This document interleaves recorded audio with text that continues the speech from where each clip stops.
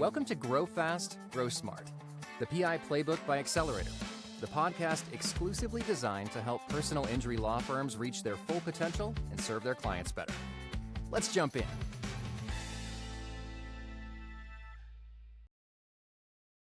Hey everybody, this is Stephen DeBosier with Dudley DeBosier, and I'm here as part of the PI Playbook podcast. And this is brought to you by Accelerator Law Firm, so make your law firm better. Today, we're talking about trucks and some other cool stuff, and I have with me the retired Colonel of the State Police, Colonel Mike Edmonson. Tell us a little bit about yourself, Mike. Well, first of all, thanks, Steve. Thanks for being a part of this. Thanks for being part of Dudley DeBosier and certainly learning the CJ family. I spent 37 years, almost 4 decades with the Louisiana State Police. Out of high school, I went into LSU, graduated here from the LSU campus here in Baton Rouge. I wanted to play baseball, so I was playing baseball, and then I had an injury which kind of sidelined that portion of it. And I was in school, and I was working at a store and doing security work in that store. Started working for the local sheriff's office. Changed my career in college to criminal justice and adolescent psychology was my degree. And January the 4th of 1981, I started with the Louisiana State Police. And like I said, spent 4 incredible decades with just a wonderful organization. And there's a whole lot of things involved with the Louisiana State Police. But what I want to direct this audience's attention to is what you did as Colonel of the State Police, running the entire state police organization for the state of Louisiana with respect to the trucks we see on the road. Tell us a little bit about that, Mike. Well, early in my career, one of the areas that I had the opportunity to start working in was a section they started called commercial vehicle inspections. And that's what was given to, in most of the 50 states, the state police is a group that actually does inspections under Title CFR 49, Code of Federal Regulations. And in Louisiana, the Louisiana State Police is the entity that does the inspections, receives the federal dollars, and they're part of that program. Well, it was actually as a sergeant, I was asked to move into that section that really had just started, and I started going to the schools. I started learning Title 49. I started learning the chemical side of it, learning all the chemicals that are in those vehicles that pass through, originate from, or destined for the areas throughout Louisiana. I went to tank school in Pueblo, Colorado, so I saw the tanks. There's an A and a B end of a tank.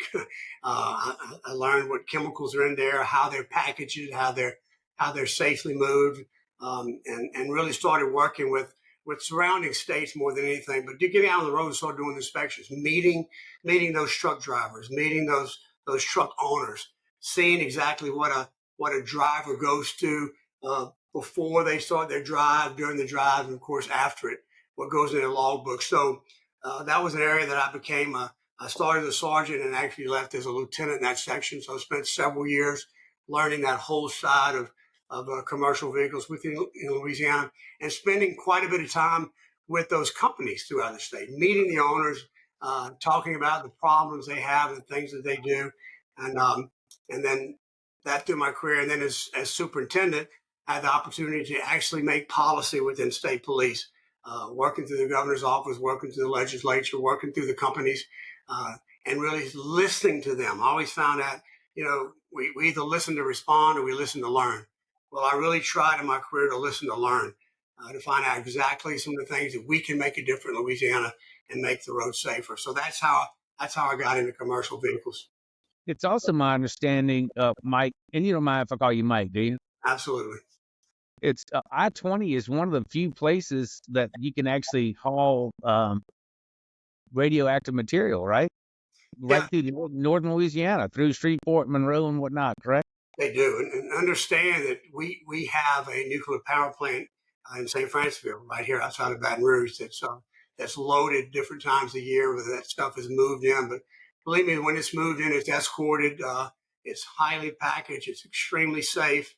And the environment they do it in, they go through a lot of regulations to do that. But yes, I mean, Interstate 20 is a major corridor. Interstate 10, that's one of the things that for just a number of different things within law enforcement, the ability to get on the interstate in California and go all the way to Florida without just stopping to get gas. So you don't really need to know directions.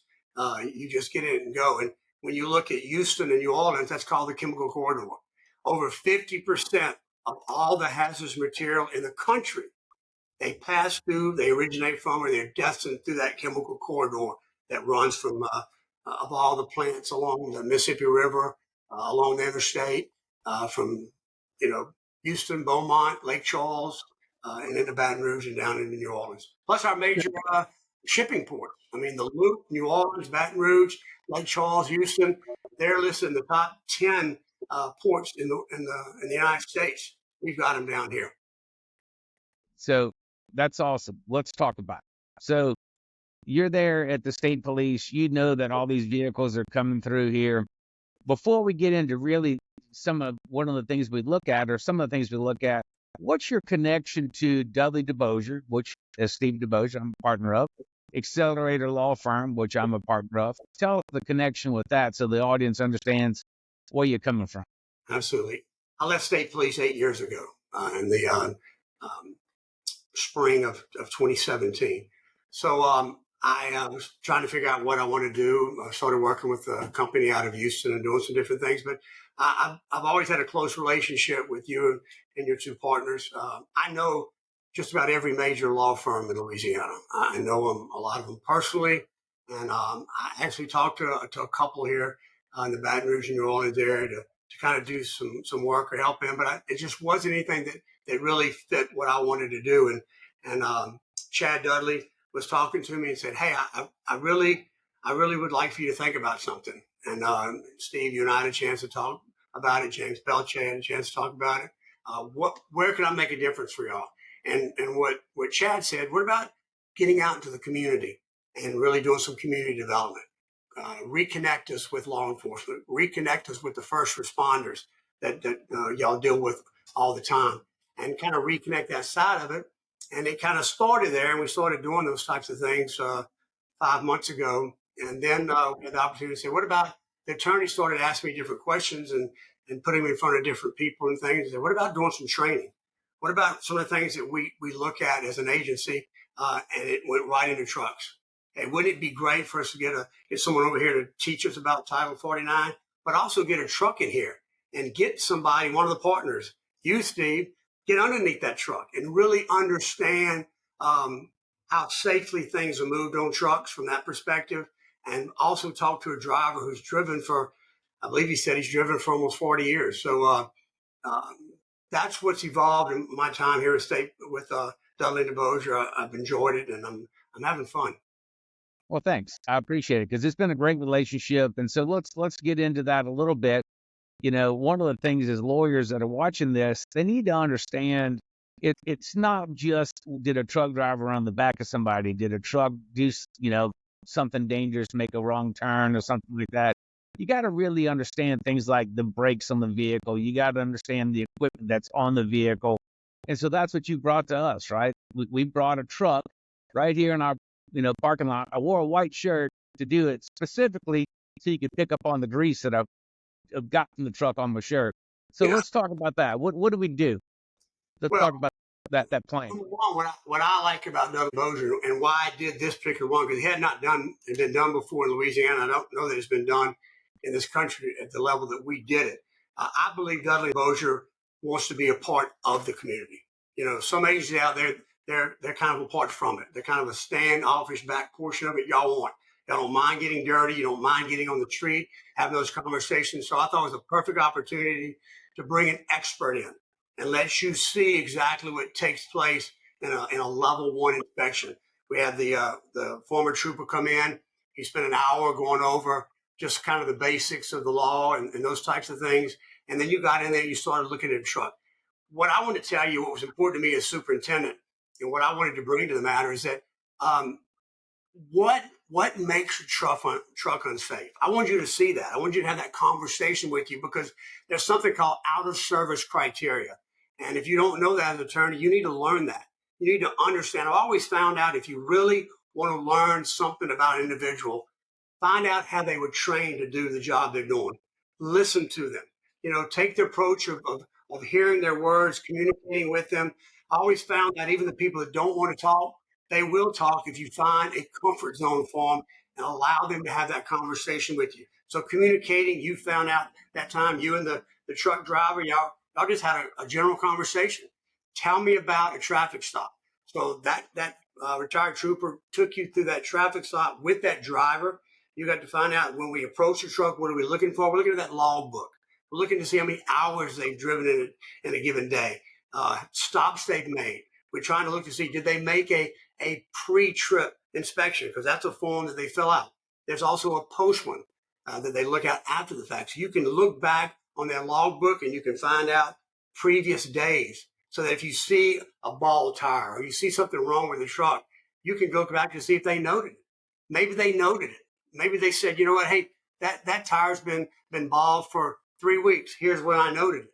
So that should be something that goes off in your head that you go, wow, I need to look into. And we've talked about this in the past. You and I have several of these discussions, and anybody that's watching this that knows me knows that a lot of times I'm not looking at the truck driver.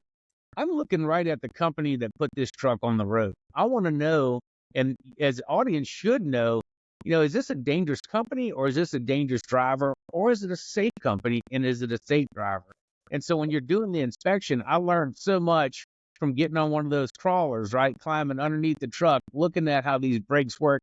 It's a little nerve wracking at times knowing that those things explode as 3,000 pounds per square inch. That ain't cool. That thing blows up. But to be able to get underneath there and know, did they leave this site? Did they leave the warehouse with a safe truck or a dangerous truck? And have that opportunity to get in there and look at it was really pretty cool experience. I want to thank you for that. So they're going to tell you. They're going to tell you what they believe is wrong with the truck. And let me tell you, the vast majority of the trucks that we see moving on our highways, they're doing so safely. Unfortunately, as a police officer, as an attorney, we come up with the bad ones. But I can promise you the companies I've dealt with, the owners that I know, the drivers that I've met, they want to do a good job. They want to do things right. They want to be in a safe truck and they want to do it the right way. And I do. I firmly believe this. And the superintendent, that's why I said we're not going to start nitpicking the trucking industry. We're going to look for things that place a truck out of service that makes it unsafe. And when you got under that truck, you saw they would measure brakes. Because we want to make sure those brakes are working on all areas of the truck. You looked at the tires because you want to make sure those tires, they're safe, they're not bald, they're not worn down. You're looking for cracks in the framework of the truck, and you're listening to the driver as you're doing it. You're listening to the trooper that's doing it. What I wanted to bring to DeBosier, and something you and I talked about is, as an attorney, I want to get behind the eyes of that trooper. I want to get behind the eyes of that officer to see what they see. What are they looking at? They're arriving on the scene of a crash.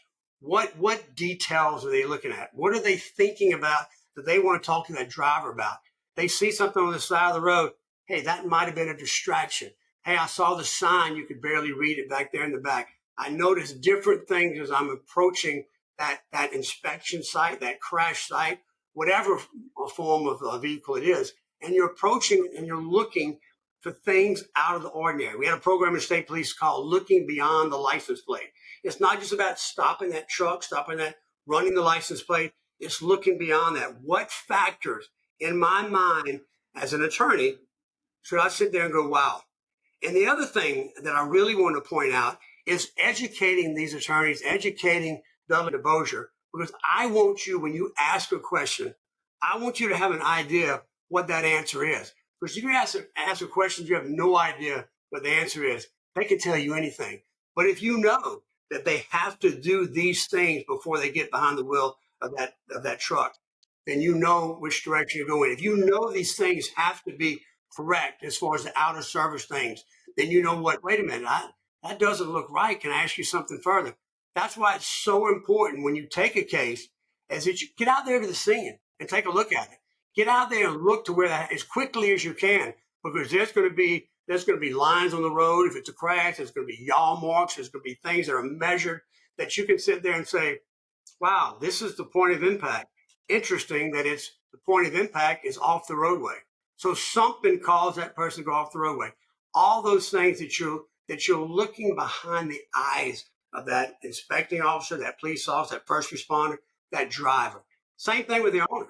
You got to sit there and say, maybe he didn't break any laws, but why not get with that with that company and find out what internal procedures that they're supposed to go through.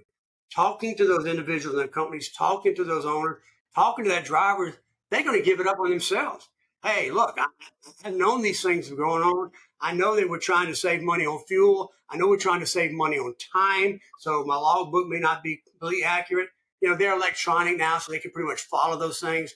But I really believe that if you're educated enough of what to look for and what the right answer is, then you look for things that are different. And that's one of the things I was impressed with. A couple of things. One is that, we got in there, we got in the truck, you're opening the door, and the driver's seat is essentially eye level. And I mean, I handled a case recently where the truck driver had Xanax bottles strewn around the truck and Suboxone wrappers. And the guy was high on those two drugs when he killed my client. But if a state trooper would have pulled him over, you would have seen this stuff scattered through his car. And so that was impressive to me. The other part that was impressive to me, and hopefully, they can add from this footage, is I got in the seat of that truck because I've been deposing truck drivers for a long time now, 30 years of doing this. And man, I just listened to them tell me these stories, and I always hear this thing of, well, they were in my blind spot.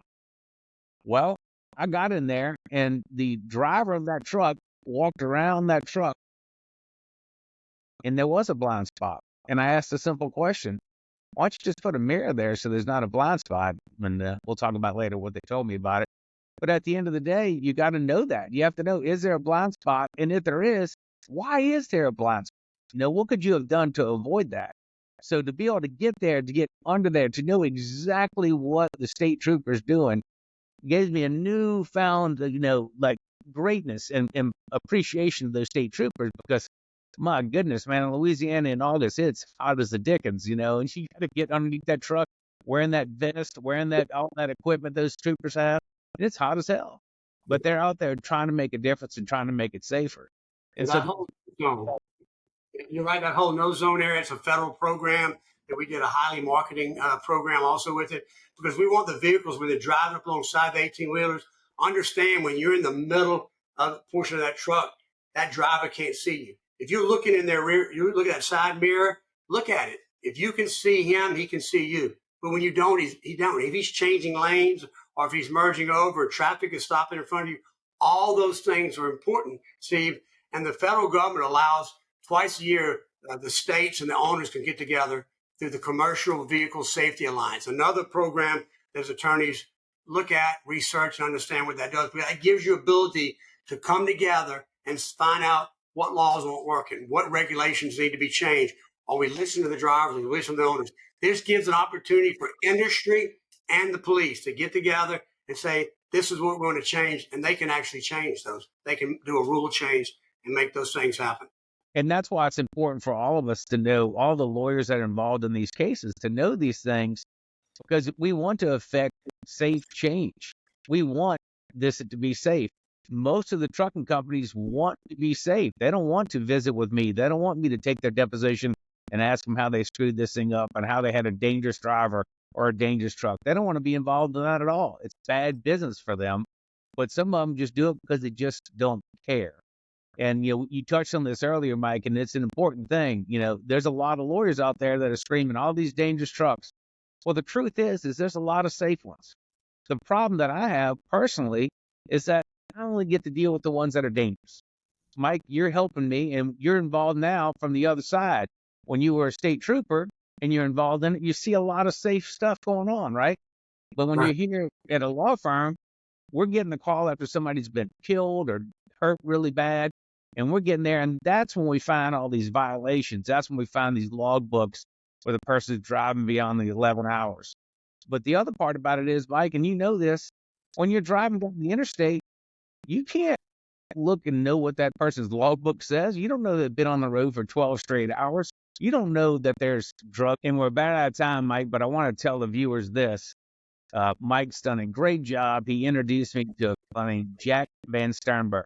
And what Jack did is he ran the Federal Motor Carrier Safety Commission for how much, 30 years, Mike? Something like that? Jack Van Steenburg was the administrator for the Federal Motor Carrier Safety Division within the federal government. He was a 25-year trooper within the New York State Police. He ran the program between 15 and 20 years, foremost authority on trucks, and he understands it inside and out. The money that flowed through the federal government into the states came through his office. The inspection program, the audits that is being done by the federal government comes through their program. So he has a lot of conversation with truck owners, with truck drivers, with truckers, and with the police side of it. So he gets to juggle both sides of it and trying to find that happy medium to where we can make sure that the vehicles on our highways are being driven safely, they're there in a safe manner, and that the programs that are stopping and investigating and doing these inspections, they're all doing them the same way with the same type of opportunity and vengeance they're looking at to make a difference, to make a safe driver.